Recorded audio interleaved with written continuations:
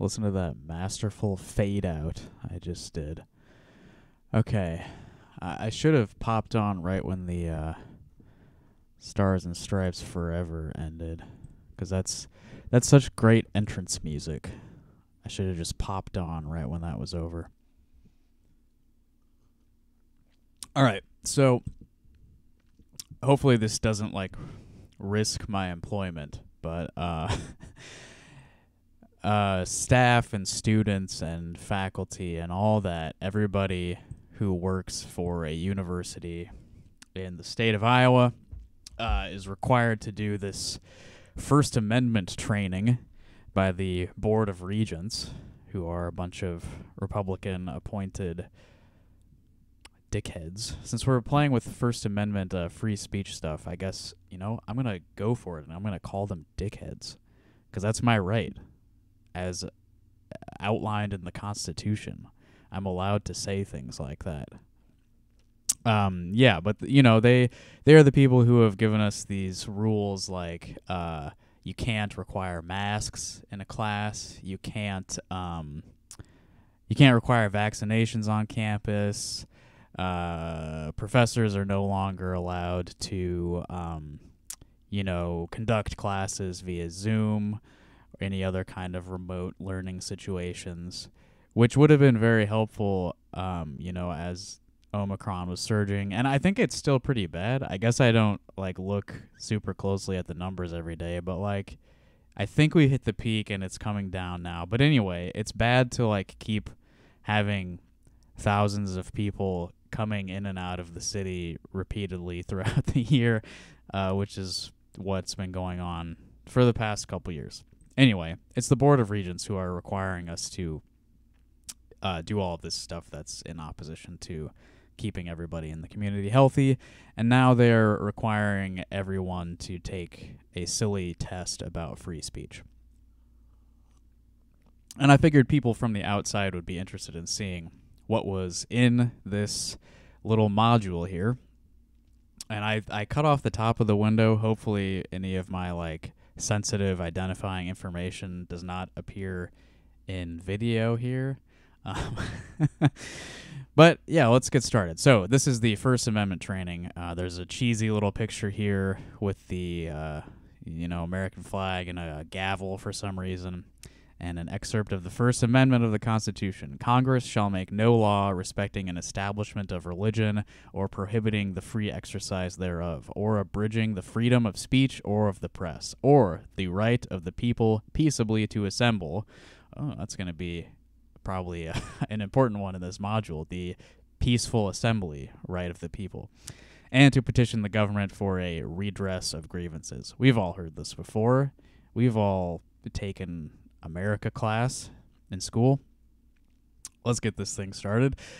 Freedom of expression and intellectual freedom are foundational to higher education because they are essential to the inquiry, discourse, and learning that characterize the community of scholars.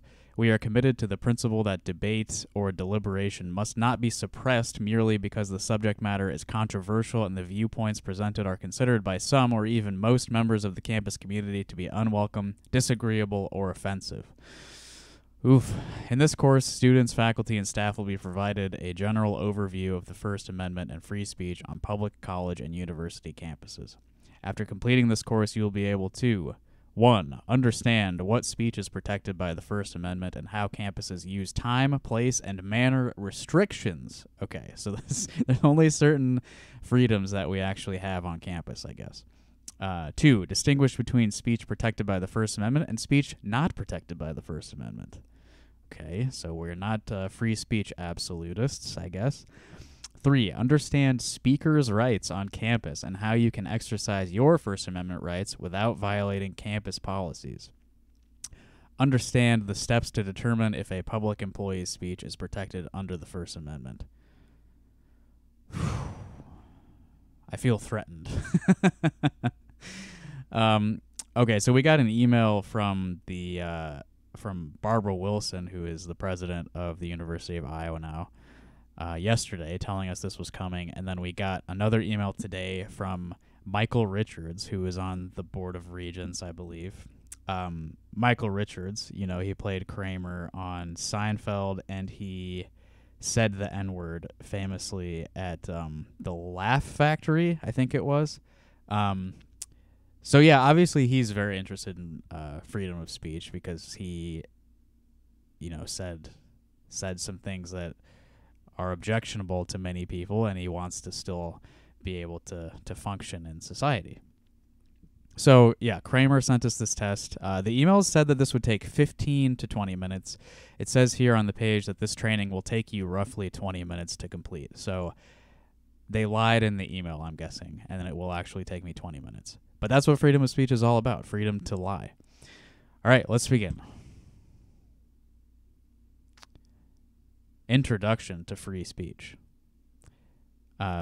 Sorry, Anastasia, if you're just joining us. Michael Richards is the name of the guy on the board of Regents who sent us this test to take. It's probably not the same Michael Richards. Probably. All right, well, here's a picture of Lady Justice with her scales and her blindfold. In the first part of the course, you will review what speech is protected by the First Amendment and how campuses use content and viewpoint neutral time, place, and manner restrictions to regulate speech and expression on campus. You will also examine several scenarios to help you distinguish between policies that are content and viewpoint neutral and ones that are not. My eyes are glazing over. First Amendment rights. The First Amendment to the U.S. Constitution protects freedom of speech, including spoken and written speech, as well as symbolic speech and expressive activity, e.g., what a person wears, reads, performs, and more. Freedom of speech is the right of a person to articulate opinions and ideas without interference, retaliation, or punishment from the government. The First Amendment, in conjunction with the 14th Amendment, provides all members of the campus community with freedom of speech, although this freedom may be restricted in some contexts. Academic freedom. Campus faculty are entitled to academic freedom, which is the right to determine, develop, and conduct course curricula, teaching and evaluation methodologies, research and publication and scholarship without outside interference as long as they are germane to the subject matter of the course or the faculty member's area of discipline and are presented by appropriate means. Academic freedom is foundational to higher education because it is essential to the inquiry discourse and learning that characterize a community of scholars. There's a lot of qualifications there. Yeah, campus faculty have academic freedom as long as they are germane to the subject matter of the course and are presented by appropriate means. So I'm guessing they can define that in like whatever way they desire. For example, we're not allowed to tell students to wear a mask in the classroom. Time, place, and manner restrictions. The campus may reasonably regulate the time, place, and manner of speech to ensure health. I didn't read any of this ahead of time. The campus may reasonably regulate the time, place, and manner of speech to ensure health, safety, and welfare, and to prevent disruption of the ordinary activities of the campus as long as such restrictions are content and viewpoint neutral. So we can regulate certain things to protect everyone's health. Wink, wink. I'm seeing in the chat here that there are only 2 questions in this entire training module. So I bet I'm gonna ace this test. And another person in the chat is saying that academic freedom is actually a lot broader than how they define it here, which, yeah, for sure.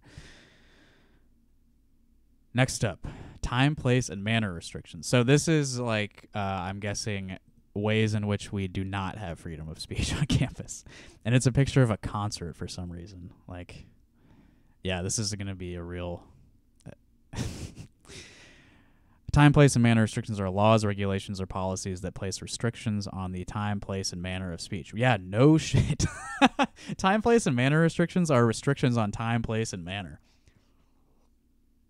Such regulations will be deemed constitutional if they are content and viewpoint neutral, are narrowly tailored to serve a significant governmental interest, and leave open ample alternative means of expression. What does it mean to be content neutral or viewpoint neutral? Content neutral refers to regulations or limitations that apply uniformly to all speech without regard to the subject matter, substance, or message of the expression. Viewpoint neutral refers to regulations or limitations that apply uniformly to all speech without regard to the opinion, stance, or position expressed. Are those different ideas? I guess content neutral meaning like it can be like offensive, it can be gross or something, and viewpoint neutral is more about like you can be racist. I think that's what that means. Examples of reasonable time, place, and manner restrictions could include requiring space reservations, having outside speaker sponsorship requirements, creating advance notice requirements, identifying reasonable time restrictions, designating limitations on amplification, and creating restrictions on where flyers may be posted, not on trees, windows, walls, etc. Speaker sponsorship requirements. I'm guessing that, so that's like bringing in a speaker from somewhere else to speak on campus. Somebody has to sponsor that event, I guess.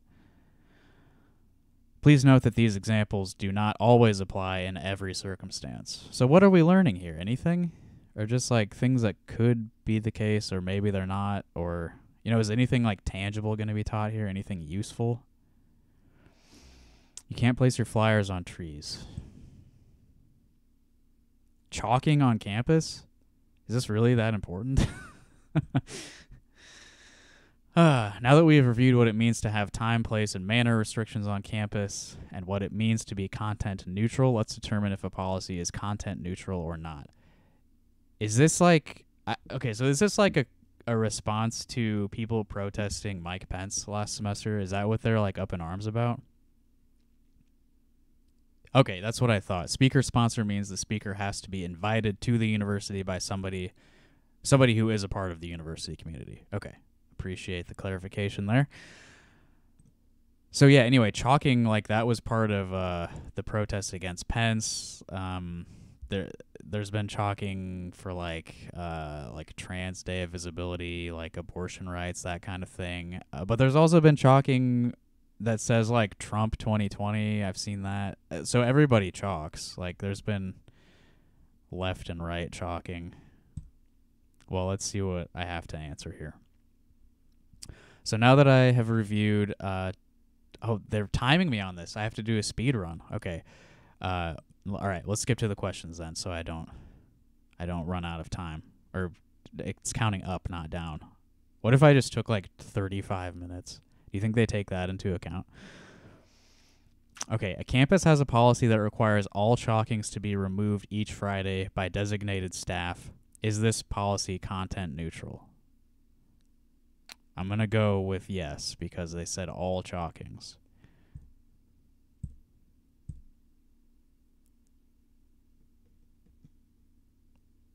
I can't tell if this means I got it right or not. They put a check mark next to it.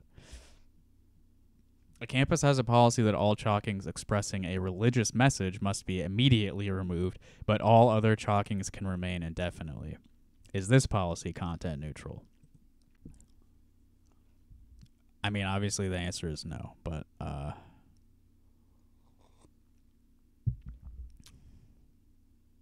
yeah, I'll just say no. I got 2 out of 2. Great. I did it. I can take the quiz again. Why would I? We'll keep the highest of all your scores.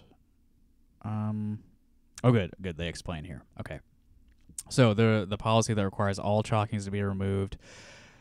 That's correct. Campus personnel clean and wash the campus-owned sidewalks during their usual campus maintenance activities. They are removing all chalkings during their maintenance activities, not choosing which ones they do or don't agree with. And then the one about religious messages. That's correct. This policy would not be a content-neutral policy. The campus would be removing chalkings based on content, not as part of their usual campus maintenance activities. Okay, I'm going to take the quiz again and get the answers wrong and see if it gives me different text there. So no, that one is not, and yes, this one is. Okay, kept my perfect score. So that's the one that's on the record.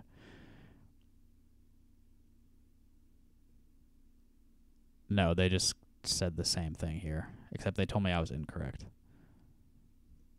Okay, so we're learning the rules for campus maintenance staff and their, whether they can remove like Christian chalking or not.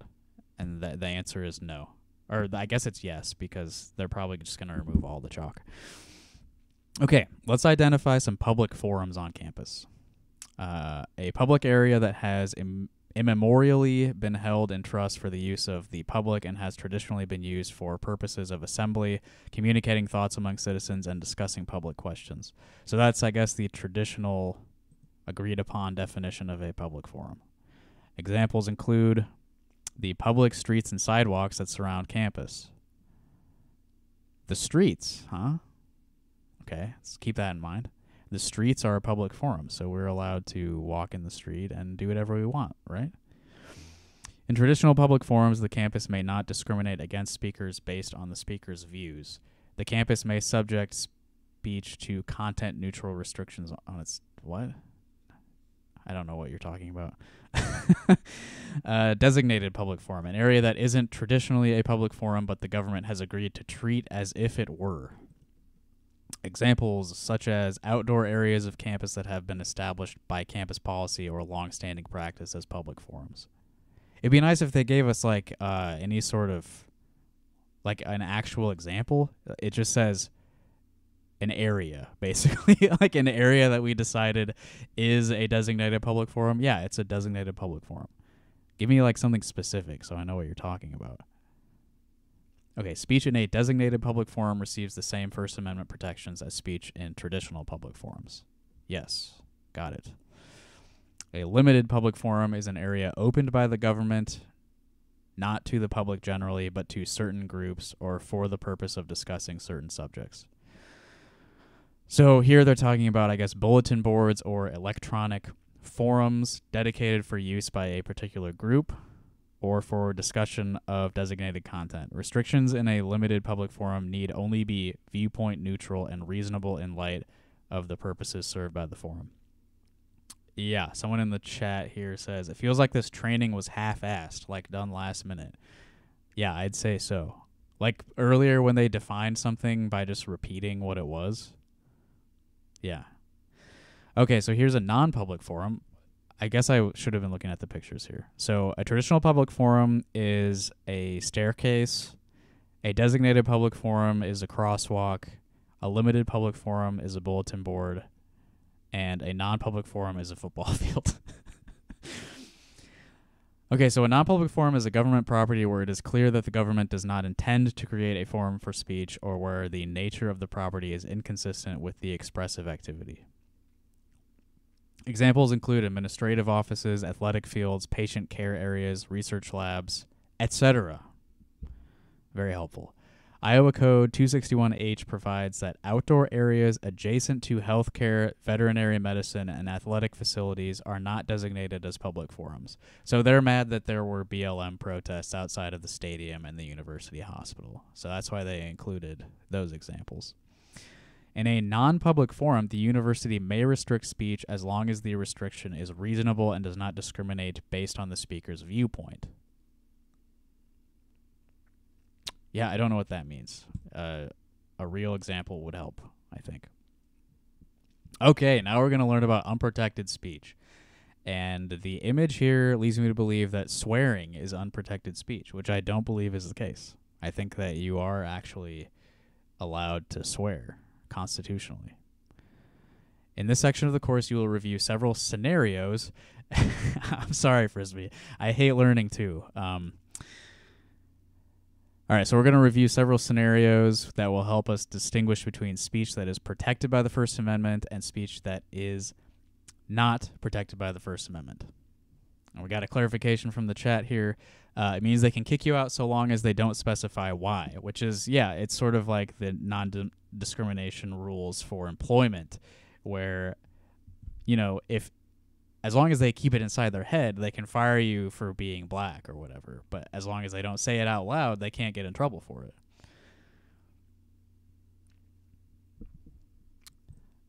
Okay, so we're going to look at to distinguish between speech that is protected and is not protected by the First Amendment. Freedom of speech and a commitment to vigorous debate and open inquiry do not mean that individuals may say whatever they wish, wherever they wish. That's... Seems like we're limiting our educational opportunities then. The First Amendment does not protect obscenity, true threats, fighting words, incitement to break the law, destruction of property, defamation, or discriminatory harassment as defined by the law and campus policies. Fighting words. So I think they included this little clip art up here because of the word obscenity, but that's legally not really what obscenity means. Like just saying fuck, that's not obscenity. Although obscenity is not super clearly defined legally either, I don't think. Okay, protected speech versus unprotected speech. The First Amendment generally protects speech even when the ideas put forth are thought by some or even by the majority of individuals to be illogical, offensive, immoral, or hateful. The First Amendment does not protect conduct that is prohibited by campus policies or by law just because that conduct is motivated by an individual's beliefs or opinions, okay? Therefore, even though hate speech is protected by the First Amendment, illegal conduct motivated by an individual's hate for a particular protected group may be regulated by local, state, or federal law and campus policies. And more help from the chat. Fighting word is the legal term for words intended to incite immediate violence. So I guess if I said, punch me, you motherfucker, that's fighting words. All right, so we're going to gauge our understanding of protected speech versus unprotected speech on the next page. Also, destruction of property. That's not really speech at all, I don't think. Well, I guess it can be. All right, let me go to the next page. Scenario 1, social media posts. Uh-oh. This is where I'm going to get in trouble, I think. All right, let's consider this situation. A student posts on their personal social media page a statement that all individuals from a particular foreign country should be excluded from campus. This post is viewed by other students on campus who find it deeply offensive. What do you think the campus can do? Can they take action against the student? Oh my God. All right, so somebody tweeted, no one from Nigeria should be allowed at the University of Iowa. The rest of the campus is in an uproar. Like, look at this racist dickhead. But the university is going to say, nothing we can do, because that's protected speech.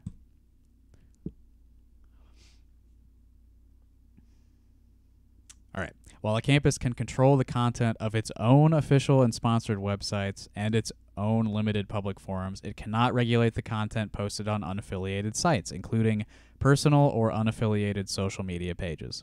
Campuses are also not permitted to censor content even within their own forums, or punish someone simply because the viewpoints they express may be offensive to others within the campus community, unless the speech falls within one of the categories of unprotected speech, such as harassment or obscenity.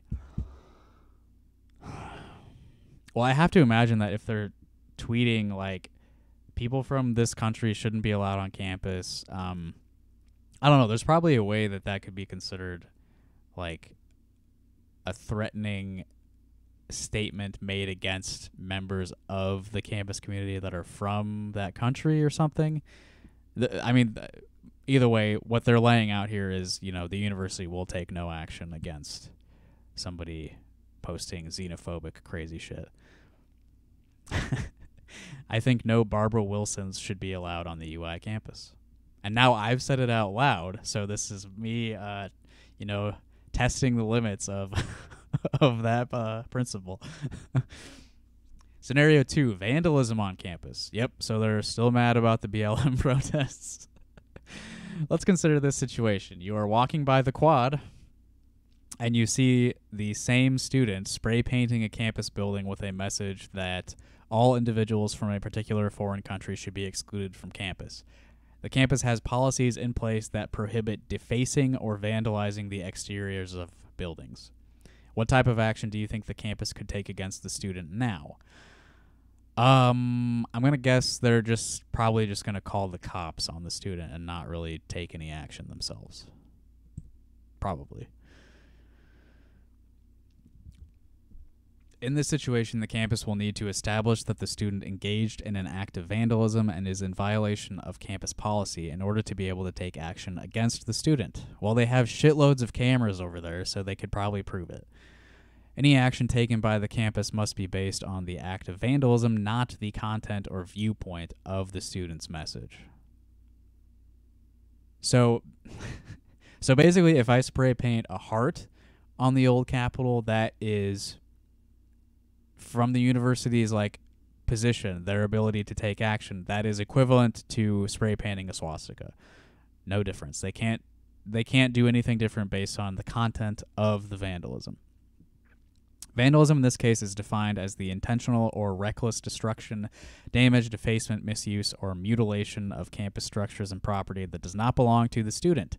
Damage, vandalism, or defacement of property owned or maintained by the campus, by a member of the campus, by any person visiting the campus, or by any person attending a campus-sponsored event is a violation.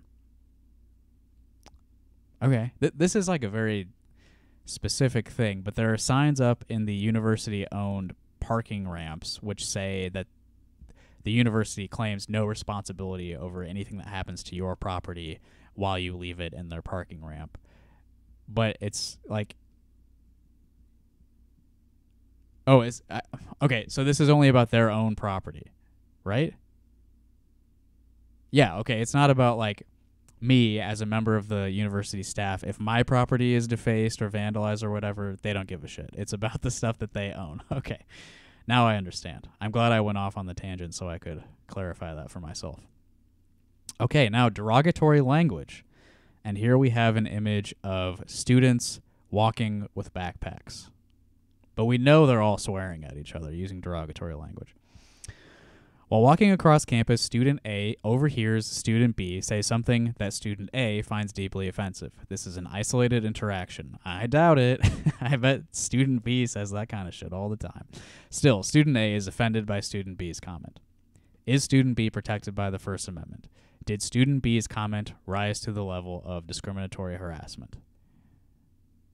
All right, well, we have zero details about what they said, so I don't know. Like, were they talking about the other student, like commenting on their race or something? A single comment, although another may find it offensive, is likely protected by the First Amendment. In order to meet the definition of discriminatory harassment, speech generally must be unwelcome, directed at an individual or specific group of individuals on the basis of their protected status, and sufficiently severe, pervasive, and objectively offensive to unreasonably deny equal access to educational or employment opportunities. Look at the word objectively there. Objectively offensive. I'm going to say that between me and the members of the Board of Regents, I don't know that we can come to an agreement on what is objectively offensive. Also, the word "and" here I think is important. Like, it has to be unwelcome, directed at people based on a protected status, and severe. It has to meet all three of those qualifications. In this scenario, the comment was overheard by student A one time and did not continue. A single comment overheard in passing generally does not rise to the level of discriminatory harassment. Also, generally, they're not telling us anything useful in this. Generally does not rise to the level of discriminatory harassment. Okay, so when would it? If it generally does not. I'm not learning shit here. All right. Derogatory language in the classroom. So now we're in the class. You can tell that this guy just said some shit because look at the way this girl's looking at him. Chad here has he's just expressed the vilest opinion in front of his classmates. Discriminatory harassment is unwelcome speech that is directed at an individual or group of specific individuals on the basis of their protected status and is sufficiently severe, pervasive, and objectively offensive to unreasonably deny equal access to educational or employment opportunities. I feel like I'm just repeating myself. Okay, here's the situation they give us. This is what's happening in this image here. Student A and student B are enrolled in the same class. Well, there's 3 people here, so student C will not be mentioned. Student A frequently refers to student B by a derogatory term when the two interact during course discussions. Okay, this is outlandish. Student B has requested that student A stop calling student B by the derogatory term, but student A persists. Student B starts skipping class in order to avoid interacting with student A. Student B files a complaint with the campus. Does student A's speech rise to the level of discriminatory harassment? Does the conduct rise to the level of being severe and pervasive? Clearly it does. When do I get to take the test already? The key issues are pervasiveness, i.e. frequency, and severity. Generally, the more severe the conduct, the less frequent it must be to rise to the level of creating a hostile environment. The less severe the conduct, the more frequently it must occur to constitute a hostile environment.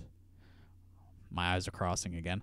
One instance of very severe conduct may be sufficient to violate law and policy. In this scenario, student A's speech is likely not protected. Likely not protected. They told us specifically that this other student is skipping class to avoid this other student who is calling them a derogatory term during class discussions every time they address them. And they're only going so far as to say that it is likely not protected by the First Amendment. Like, they gave us one of the most extreme examples they could, and they're still not going to commit to saying this is not protected. So it's likely not protected due to the frequency of the conduct and the impact on student B's education, rising to the level of harassment. So what this boils down to is, like, no matter what they tell us, it's all going to be a judgment call, and I'm not in a position of authority, so why even bother telling me this? Like, what I'm taking away from this is we will decide which speech is protected and when, and these are some guidelines, but we're not ever going to, like, say definitively one way or the other when something is protected and isn't. It's all up to us, the people in authority, just like everything else. It's all based on what we want to happen in a particular situation. But it is the campus's responsibility to take reasonable steps to address the situation and try to bring the harassment to an end after receiving sufficient notice of the harassment. To try to bring the harassment to an end. Even if speech is protected by the First Amendment, campuses are still able to provide supportive measures to impacted parties. Contact your campus's student support office for a list of resources and support services available. Oh, isn't that great? Yeah. In the chat we got, I think the point of this is you can have a little slur as a treat, but don't overdo it. Yeah, you can call somebody something horrible once or twice, and that'll be fine. Introduction to speakers events on campus. Also, someone in the chat said that I already did the quiz. So it was only those 2 questions before, and I never have to answer anymore. Huh. But I still have to keep reading all this bullshit. In this section of the course, we will discuss speaking events that occur on campus and different ways you can exercise your First Amendment rights under campus policies.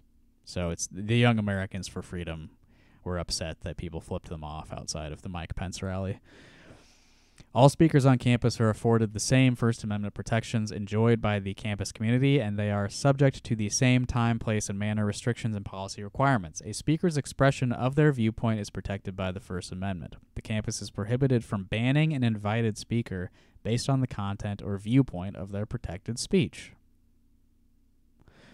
Student groups are permitted to invite speakers to campus, and the campus provides access to certain campus venues for that purpose.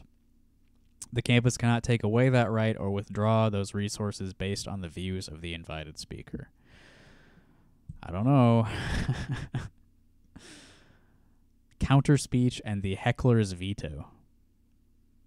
Before reviewing the examples of speaking event situations in the next few pages, it's important to understand the difference between counter speech and what is meant by a heckler's veto. So here we got somebody with a megaphone and wearing a cowboy shirt.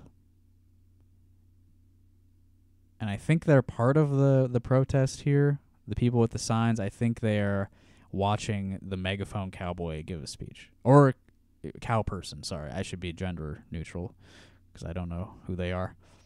What is counter speech? Counter speech is a response to speech conveying controversial or disfavored views. Free speech anticipates that those who oppose a speaker's message or viewpoint should have the ability to engage in counter speech. Yes, got it. A heckler's veto is the suppression of speech because of the possibility of a disruptive or violent reaction. In other words, stopping speech before it occurs due to the potential reaction to the speech is often referred to as the heckler's veto, and such suppression of speech is generally unconstitutional.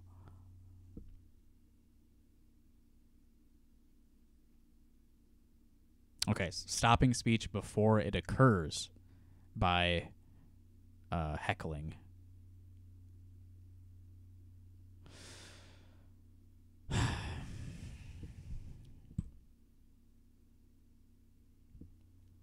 Objections to an invited speaker. And here we have, looks like probably a professor talking to a student. In his office, he looks very concerned. His eyebrows are raised a bit. His forehead is wrinkled. Let's consider this situation. Members of the campus community object to a speaker invited to campus by a student organization, claiming that the speaker's viewpoints are offensive and hateful. The student organization complied with all campus policies concerning invited speakers. So we're thinking like a Milo Yiannopoulos type, probably. May the campus refuse to approve the invitation of the speaker based on the objections to the speaker's viewpoints from the campus community. They're going to say no, but I'm sure there are thousands of examples of them doing just that throughout the school's history. The campus may not refuse the invitation based on the objections from the campus community. A speaker's expression of their viewpoint is protected by the First Amendment. The campus is prohibited from banning an invited speaker based on the content or viewpoint of their protected speech, although it may enforce its reasonable content and viewpoint neutral time, place, and manner restrictions with regard to the event. Also, a past history of unrest does not necessarily mean violence will occur at a future event. Nor does it provide grounds for the campus to deny the speaker the ability to speak. Wasn't Norm Macdonald banned from campus because of a raunchy act that he did in the 90s? That would be not content neutral, I think. Okay, so yeah, basically they can't ban someone from speaking based on the things that they say. But I'm sure they will play a game with all the restrictions they can in the case of I don't know, a Palestinian talking about Israel or something. Let's consider this situation. And here we have another megaphone person. During a controversial speaker's presentation, members of the campus community engage in a protest. The protesters use bullhorns and amplifiers to drown out the speaker so that the audience is not able to hear the presentation. May the campus take action in response to the protest activity. Oh, okay. So now it's about whether they can crack down on the members of the community who are trying to do a heckler's veto to a speaker they don't like. Huh. I mean, they're going to say yes, obviously.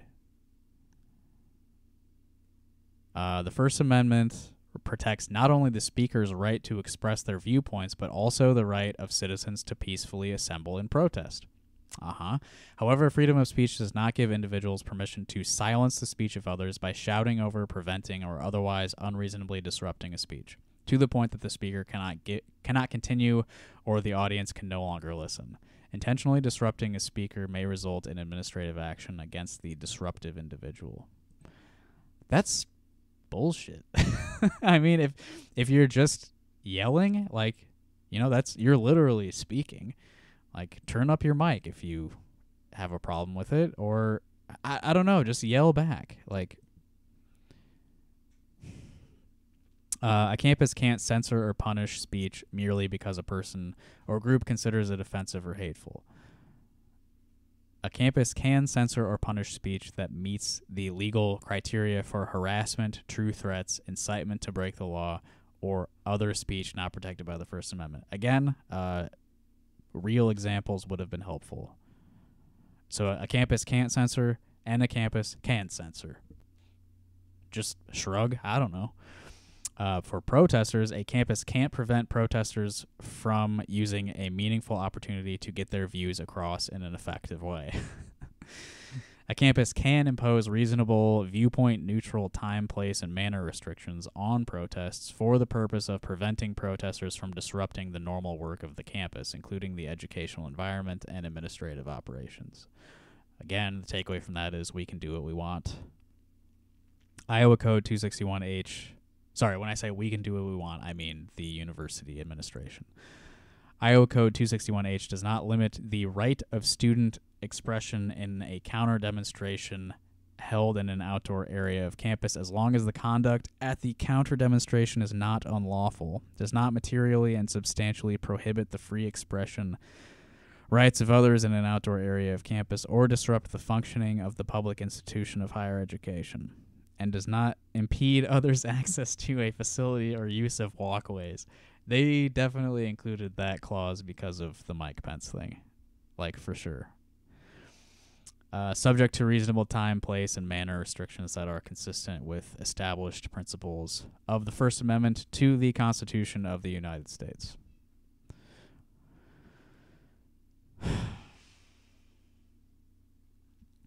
Introduction to Public Employees' First Amendment Rights.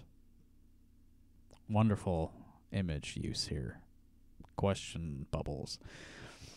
In this section of the course, you will learn about campus employees' free speech rights and the steps to determine if a public employee's speech is protected. Campus employees, including faculty and staff, as well as student employees in the context of their employment, do not give up their free speech rights as citizens by virtue of being public employees. That's great news. However, the campus does have the right to regulate some speech that affects the workplace. Okay. Let's see what I can't say.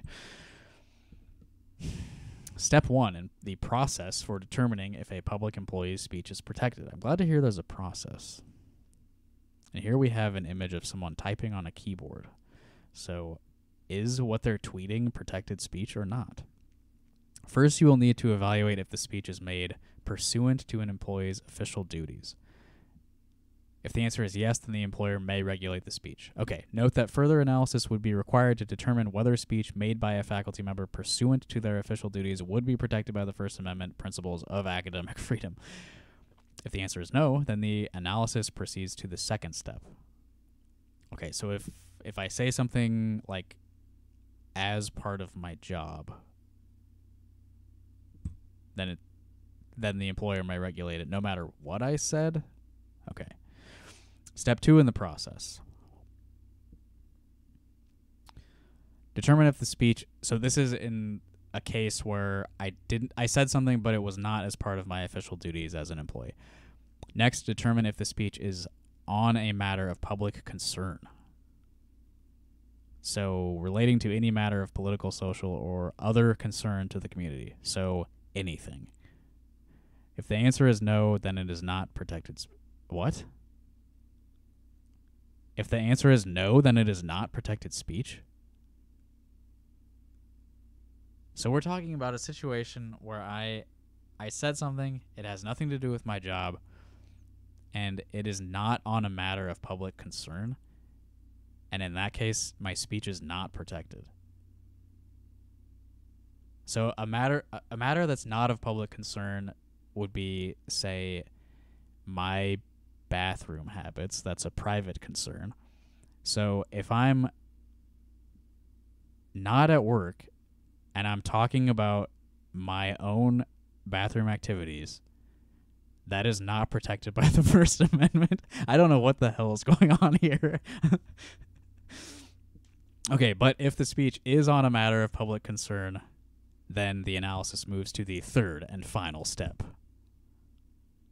Yeah, I'm not allowed to talk about whether I pee sitting down or standing up. Or I'm allowed to, but it's not protected. So if somebody objects to that in some way, I do not have First Amendment rights to speak on the subject. Okay, here's the final step, and here we see the scales of justice, weighing whether I am allowed to talk or not. This last step seeks to balance interests, weighing the interest of the employee as a citizen in speaking on matters of public interest against the interest of the employer in its operational efficiency. If the employer's interests outweigh the employee's, if the employer's interests outweigh the employee's interests, which from their position they're going to say is always the case, of course, their interests outweigh mine in every scenario, then the First Amendment would likely not prohibit a public employer from acting to protect its interests, including by regulating the speech or disciplining the employee for disrupting those interests. Jesus. So if the employer decides that what it wants is more important than what I want to say, they are allowed to regulate my speech. And I believe this was in a scenario where it has nothing to do with my job, right? Crazy.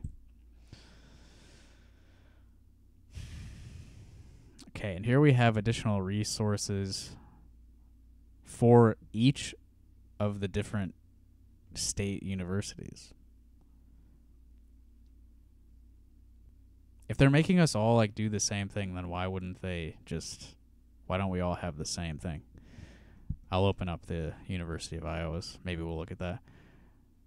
Please continue to record your participation in this course. Well, I'm recording it. Okay, good. I guess I didn't know that was part of it, but fortunately I started recording before I started the test. or the course. I guess I'm already done with the test. Okay. Attestation. I attest that I took this. To record your participation in the course, I need to answer the following 1-question quiz. So this is all or nothing. All my chips are on the table. I have read and understand the information presented in this First Amendment training. Well, I just recorded a video of myself saying I didn't understand some of it, so they could watch the video and know that I'm lying here, but I'm going to say yes. And that took me 21 seconds to decide that I have read this stuff. Correct answers are hidden, so... Wait, so if I said no, is that also correct? I don't know. Wrap up. Oh, look at this kind of diverse group of people all cheering. Look at us, we did it. We read this stupid 5-page thing about the First Amendment. You have completed the First Amendment training course. We hope this course has provided you with a better understanding of what speech is protected by the First Amendment and how campuses use blah, blah, blah, blah, blah. You will now be better able to distinguish between protected and unprotected speech. By completing this course, you now have a better understanding of speakers' rights on campus and how you can exercise your First Amendment rights without violating campus policies. Yep, they're mad about the Mike Pence protest. All right, here's the university's page. It's freespeech.uiowa.edu. Yeah, they've got the same excerpt from the First Amendment there.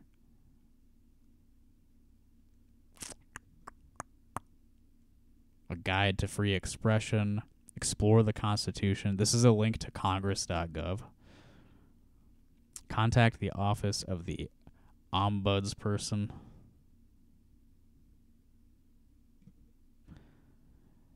A way to get involved. The Mindful and Engaged Hawkeyes Initiative encourages students to engage in advocacy, be active in their communities, learn from and listen to others, and be inspired to lead change. No thank you. Policy Challenges for Iowa and the Nation. Discussion series. Ugh. So the UI Public Policy Center and College of Law, collaborating with the Board of Regents, they are convening a series of moderated discussions among respected experts, policymakers, and advocates with different perspectives on significant public policy issues. Boring. And the Board of Regents' policy on free expression. Wow. Wow. So if you feel that your free speech has been violated, you may file a complaint with the executive director of the Board of Regents.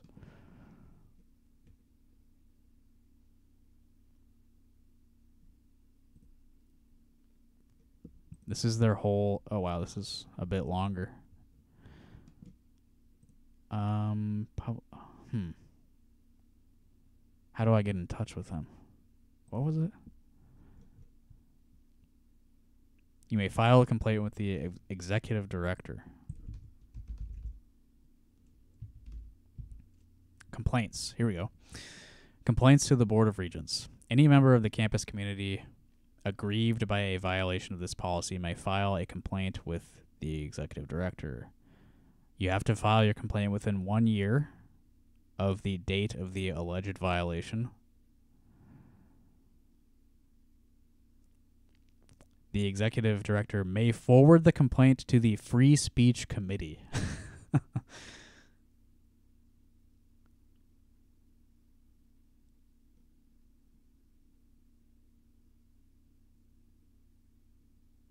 Okay, so the universities have to develop internal procedures to review these complaints, which I guess... So you file the complaint with the executive director of the Board of Regents.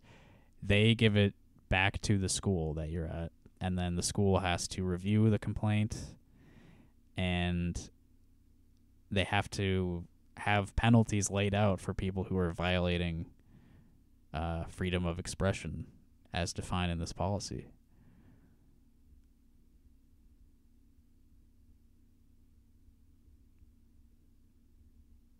And the executive director and free speech committee may decline to consider any matter that is pending or has been adjudicated through a university procedure. Huh. I'm going to see if the word obscene. No, obscenity does not appear here, so you're allowed to be gross and swear and stuff, I guess.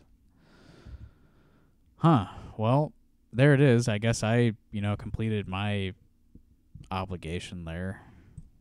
I know all about freedom of speech now.